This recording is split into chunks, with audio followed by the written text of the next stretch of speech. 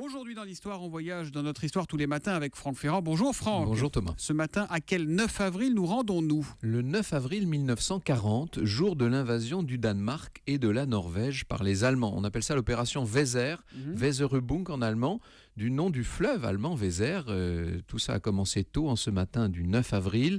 Les troupes de Hitler sont entrées en Norvège à 2h15 du matin et au Danemark dès 5h20. Mais pourquoi les Allemands décident comme ça d'envahir le Danemark et la Norvège ? Pour contrecarrer à titre préventif une intervention prévisible des Français et des Britanniques, intervention lancée dès son entrée en fonction par le nouveau président du Conseil français, Paul Reynaud. N'oubliez pas qu'à cette époque, la guerre est déclarée entre France, Angleterre, Allemagne depuis déjà 8 longs mois.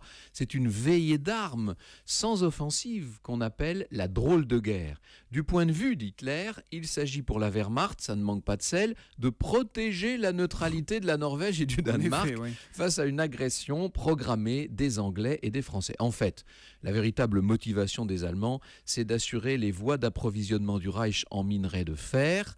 C'est très important en période de guerre, le fer, évidemment.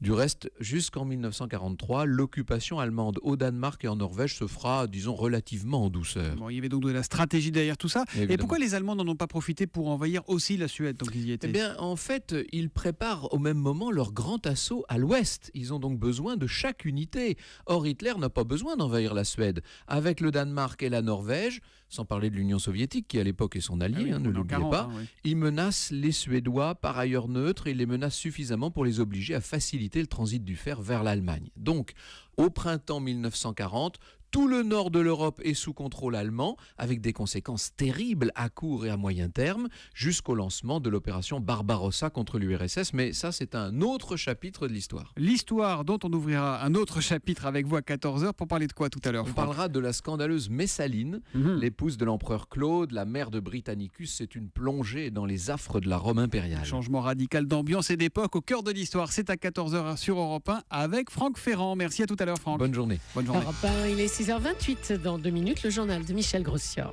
La pollution est de retour sur une partie du pays, avec elle son cortège de questions, de tergiversations, de vraies...